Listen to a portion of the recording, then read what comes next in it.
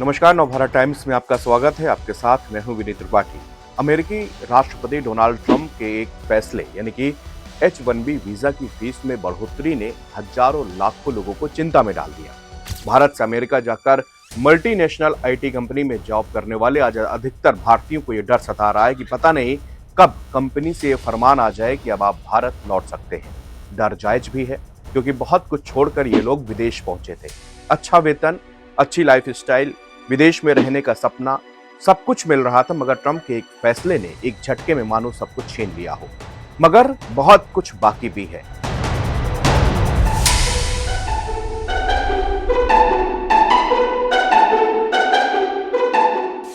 आप हुनरमंद हैं और पूरी दुनिया को हुनरमंदों की आवश्यकता भी है। जोहो फाउंडर श्रीधर वेम्बू ने जो कहा वो आज हर हिंदुस्तानी के लिए प्रेरणा बन चुका है। हर हिंदुस्तानी और उस नौजवान को इसकी बातें सुननी चाहिए। आज उन्होंने उन इंजीनियर्स को मैसेज दिया है जो अमेरिका में हर पल डर के साए में जिंदगी जी रहे हैं। श्रीधर वेम्बू जो आज जोहो कंपनी के फाउंडर और बिलियनियर बिजनेसमैन हैं।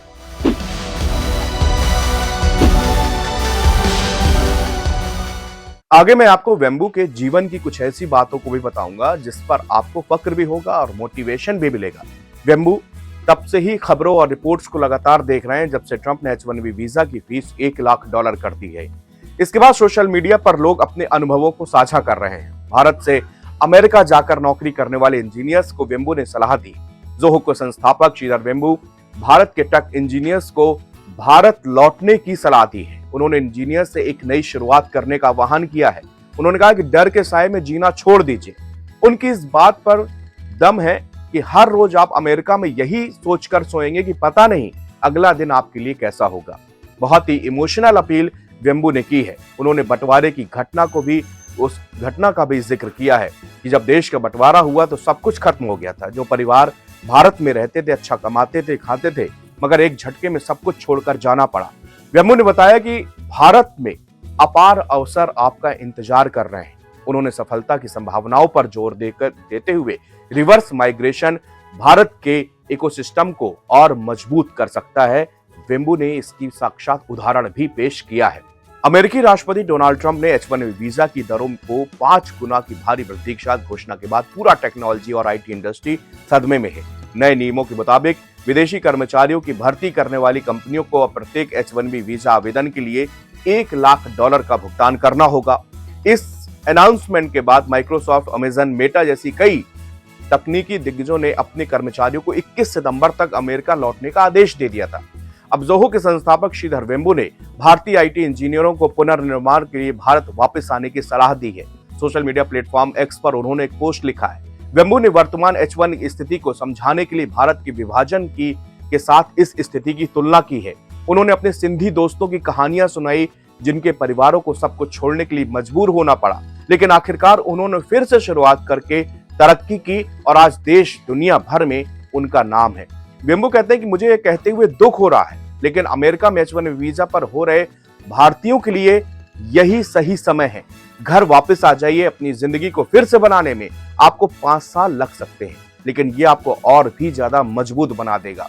डर में मत रहिए, साहसिक कदम उठाइए, आप अच्छा कर पाएंगे।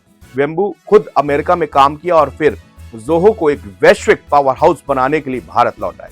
उन्होंने सुझाव दिया कि मौजूदा वीजा संकट भारतीय प्रतिभाओं के लिए एक महत्वपूर्ण मोड़ हो सकता है। उन्होंने कहा कि आज भारत पहले की तुलना में कई अवसर प्रदान करने की स्थिति में है। उन्होंने ये भी कहा कि जो लोग ये कदम उठाने के इच्छुक हैं उन्हें अंततः इसका लाभ मिलेगा, इसका दावा है। वीजा शुल्क में बढ़ोतरी से कुशल पेशेवरों को रिवर्स माइग्रेशन हो सकता है। इससे घरेलू टेक्नोलॉजी और स्टार्टअप इकोसिस्टम मजबूत होगा। तेजी से बढ़ती हुई डिजिटल अर्थव्यवस्था के बढ़ते पूंजी बाजार और वैश्विक कंपनियों द्वारा अनुसंधान एवं विकास केंद्र स्थापित करने के साथ 2025 का भारत उन महत्वाकांक्षी स्नातकों के लिए बहुत ही लाभकारी साबित हो सकता है जिन्होंने कभी अमेरिका को ही अपनी सफलता का एकमात्र रास्ता मान लिया हो। आप छोटे शहर या गांव से आते हो और फिर पढ़ाई करने के बाद अमेरिका जैसे देश में शानदार पैकेज पर जॉब लग जाए तो क्या हो।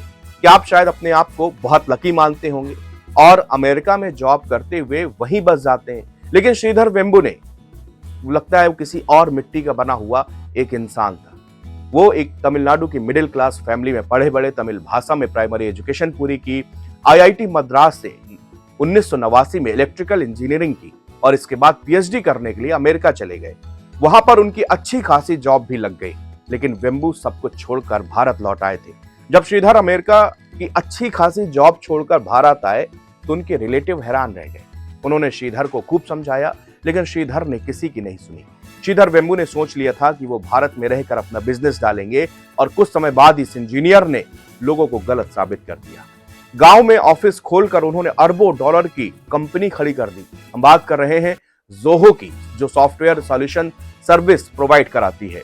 वेंबू का एक ही लक्ष्य था कि उन्होंने अपनी कंपनी डालनी है और साल 1996 में वेंबू ने अपने भाई के साथ मिलकर एडवेंटनेट नाम का एक सॉफ्टवेयर डेवलपमेंट फर्म की शुरुआत करते हैं। साल 2009 में इस कंपनी का नाम बदलकर जोहो कॉर्पोरेशन कर दिया जाता है।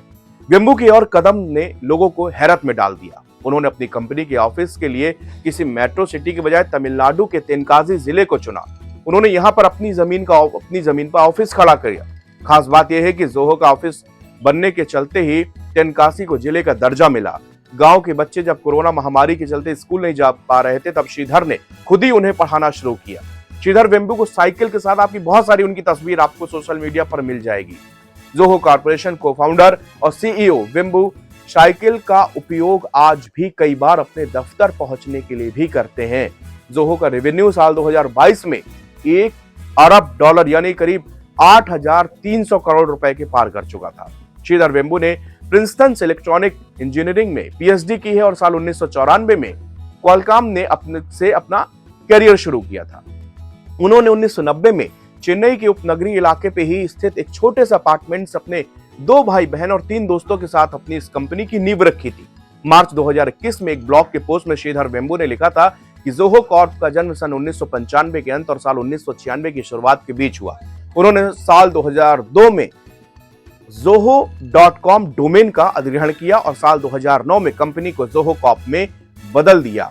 बूटस्ट्रैप जोहो साल 2022 में $1 बिलियन की कंपनी बन गई। सह संस्थापक श्रीधर वेंबू ने खुद नवंबर साल 2022 में कहा था कि जोहो ने दुनिया भर में एक साल के राजस्व में $1 बिलियन को पार कर दिया था। ये थी वेंबू की कहानी, उसी वेंबू की कहानी जिसको आज बहुत सारे भारतीय इंजीनियर्स अपना आदर्श मानते हैं। उनकी जो तस्वीरें, उनकी सादगी पर पूरी दुनिया को हैरान होता है कि इतना बड़ा अरब खरबपति आदमी ऐसा कैसे रह सकता है। स्लीपर में साइकिल से चलते हुए उनकी बहुत सारी तस्वीरें वायरल होती है। भाषा को लेकर हमेशा वो बोलते हैं, हिंदी सीखने को लेकर वो हमेशा बोलते हैं और आज उन्होंने आह्वान किया उन भारतीय इंजीनियर्स से जो डर के साए में हर पल अमेरिका में जिंदगी जी रहे हैं। उन्होंने आह्वान किया कि आइए, लौट आइए, एक नई शुरुआत करते हैं। उन्होंने कहानियां बताई कि बंटवारे के वक्त देखिए किस तरह के हालात थे, क्या कुछ लोगों ने नहीं छोड़ा, क्या कुछ लोगों का नहीं गया, लेकिन लोग जीना नहीं छोड़े, हर पल डर के साए में नहीं रहे। जो लोग लीक से हटकर अलग आए, उन्होंने अपना बिजनेस खोला, फिर से उन्होंने देश और दुनिया में अपना नाम कमाया है। वो कहते हैं कि मुझे ये कहने पे दुख हो रहा है कि आप लौट आइए, लेकिन समय की यही मांग है और यही समय है, सही समय है। ये वेन्यू ने एक मंत्र दिया है और उन भारतीय इंजीनियर्स को राहत देने के लिए और अपना काम शुरू करने के लिए एक आह्वान किया है। उनकी इस बात पर सोशल मीडिया पर बहस भी छिड़ गई है और लोग, और खास तौर से युवा, उनकी बात से सरोकार रख रहे हैं और कह रहे हैं कि उन्होंने जिस बात को कहा है, जो कोटेशन इस समय उन्होंने कही है, ये आज हजारों उन इंजीनियर्स के लिए अच्छी साबित होगी और इसको पढ़कर जरूर उनको लगेगा कि नहीं, उनके लिए भी सोचने वाला कोई है और उनको एक नई शुरुआत करनी चाहिए। शुक्रिया।